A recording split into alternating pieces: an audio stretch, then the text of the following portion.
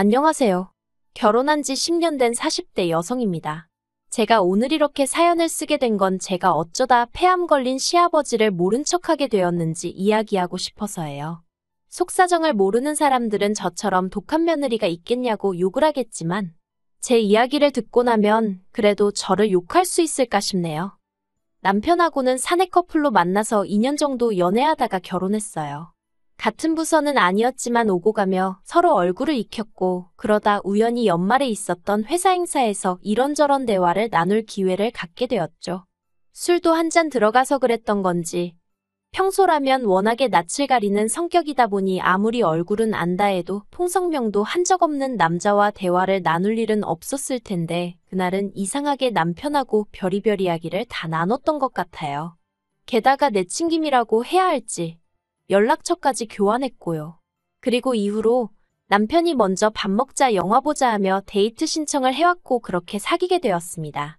사귀는 동안 사내 커플이긴 했어도 뭐 부서도 다르고 업무적으로 겹치는 게 없어서인지 저희가 사귀는 걸 아는 사람들은 많지 않았어요.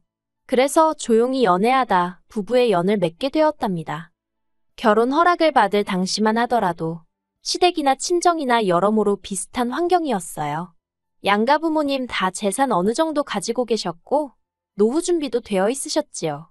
다만 시댁은 서울에, 친정은 지방에 있었고 저희 부부는 직장이 서울이다 보니 자연스레 시댁과 멀지 않은 곳에 신혼집을 구하게 되었습니다. 신혼집을 구하던 당시 시댁에서 1억 지원받았고 친정에서는 2억을 해주셨어요. 아무래도 친정에서는 제가 개혼이다 보니 조금 더 신경 써주신 부분이 있었습니다. 아무튼 그래서 뒷말은커녕 솔직히 남들보다 조금 여유롭게 신혼 생활을 시작할 수 있었던 것 같아요. 그리고 이후로 아무래도 저희가 시댁에서 제일 가깝게 사는 자식들이다 보니 여러 가지로 시부모님을 챙겨야 하는 상황이 잦았습니다. 참고로 남편에게는 위로 아주버님과 신우가 있는데 다들 결혼해서 자식 낳고 살고 있었어요. 그리고 해놓고 사는 걸 이야기하자면 처음에 저희가 결혼하던 당시만 해도 당연히 두 집이 저희보다 형편이 좋았습니다.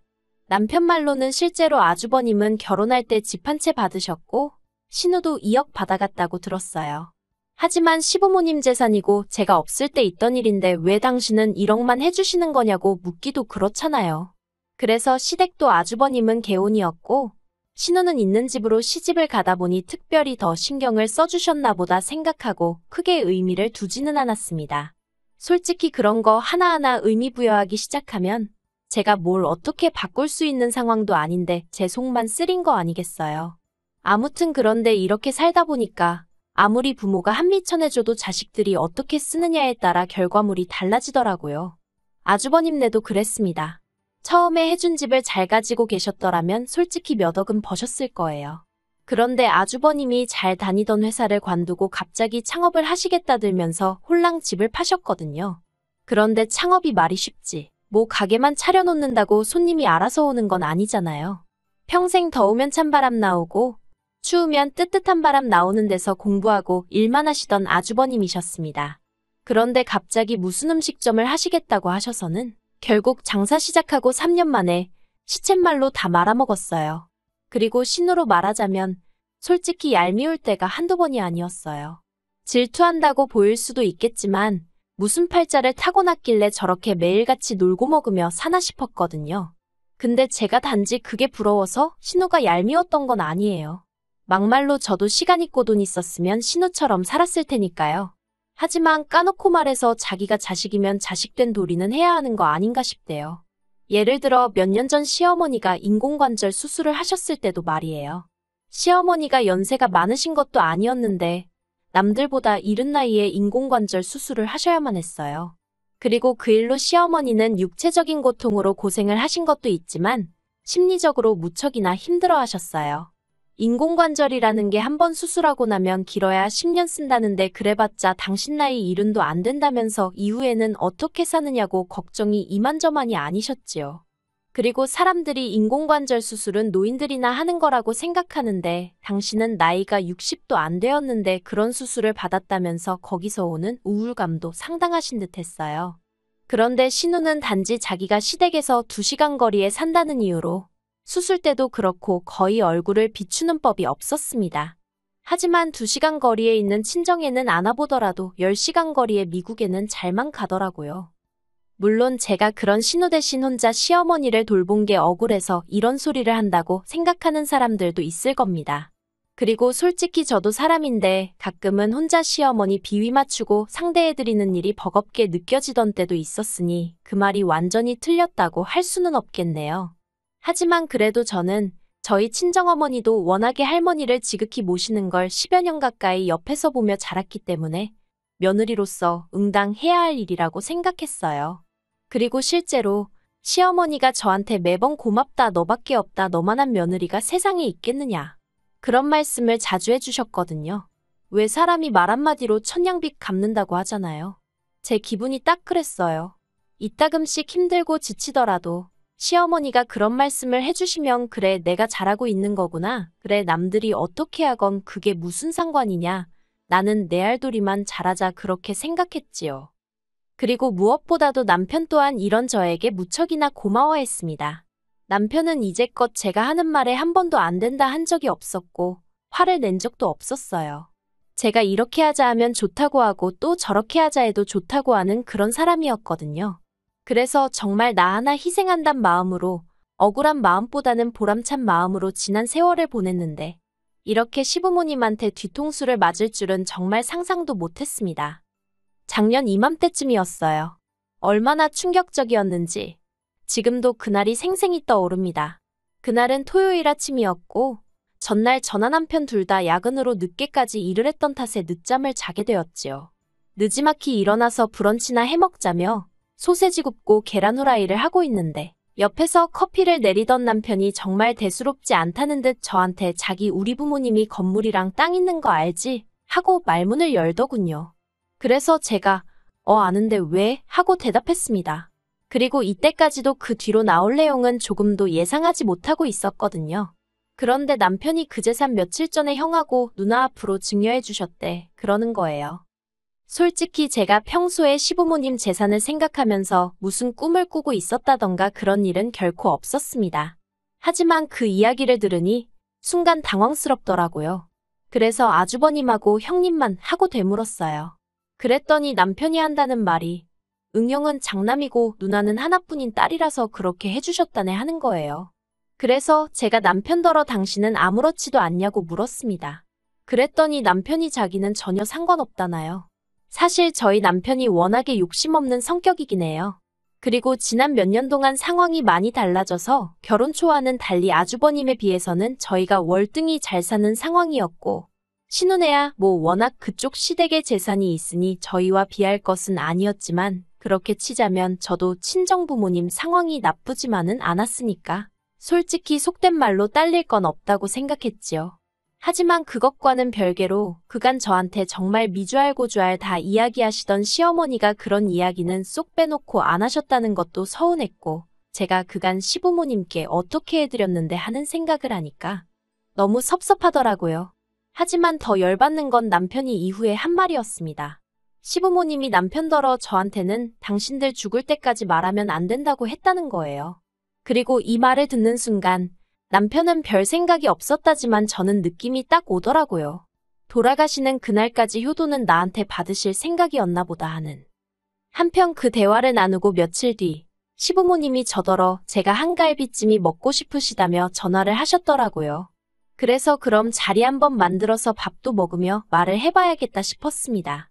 그렇게 저희 집에서 저녁 식사 자리가 만들어졌고 남편은 시부모님께 티내지 말라고 했지만 저는 도무지 모른 척 넘어갈 수가 없었기에 유산 이야기를 꺼냈어요. 그런데 제 말의 요지는 왜 저희는 안 주셨냐가 아니라 왜 저한테는 숨기셨냐였거든요.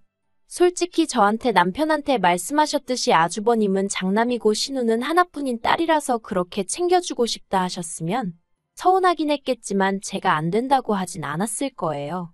말 그대로 그 재산은 시부모님 재산이니 제가 이렇게 저렇게 하시라고 말할 주제가 못 되잖아요. 그렇지만 그래도 저한테도 이야기를 해주셨으면 좋았을 것 같다고 말은 해야겠다 싶대요. 그래서 시부모님께 제 생각을 조심스레 전했습니다.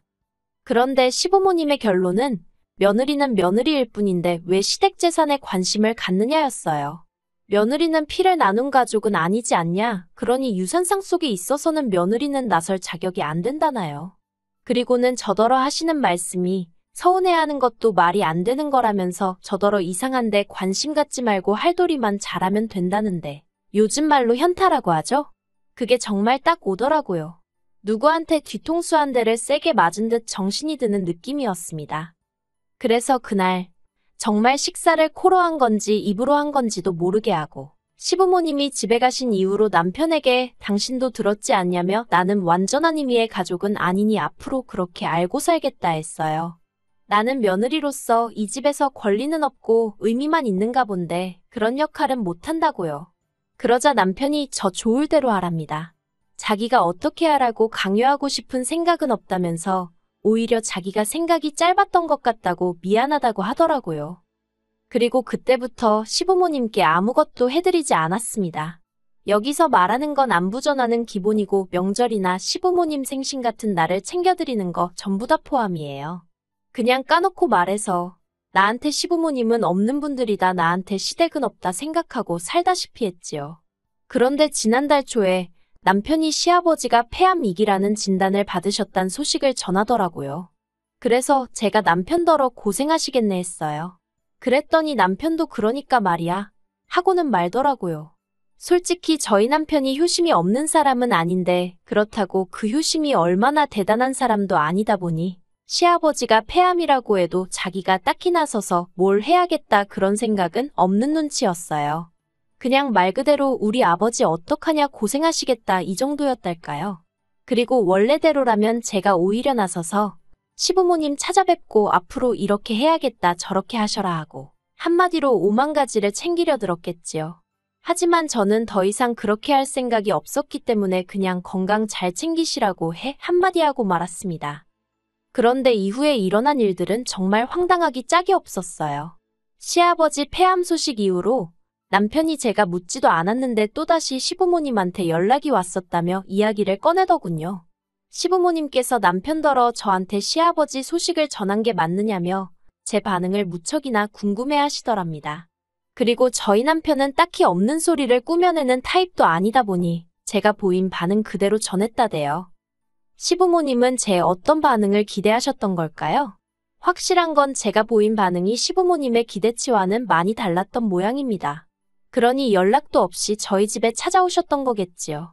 예상치 못한 방문이었지만 그래도 문 밖에 서 계시게 할 수도 그렇다고 그대로 돌려보낼 수도 없어서 일단 현관을 열어드렸습니다. 그리고 어이없게도 시어머니는 저를 보자마자 눈물을 보이시면서 제 손을 잡으시더니 당신이 다 잘못했다면서 아주버님하고 신우하고 이야기를 해봤다고 그러면서 저희 몫으로 2억을 주기로 하셨다네요. 그리고는 덧붙이시기를 이제 이 돈 받고 마음 풀라면서 예전처럼 잘 지내고 싶다 하셨는데 솔직히 마음이 풀어지기는커녕 짜증이 나더라고요. 막말로 2억 받고 시아버지 병수발이나 들라는 소리를 하러 오신 게 눈에 뻔히 보였으니까요.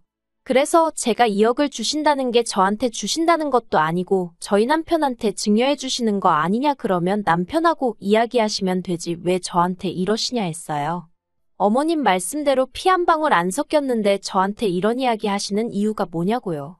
그리고는 남편도 옆에서 시부모님더러 그러게 왜 이 사람한테 그러냐고 한마디 덧붙이대요.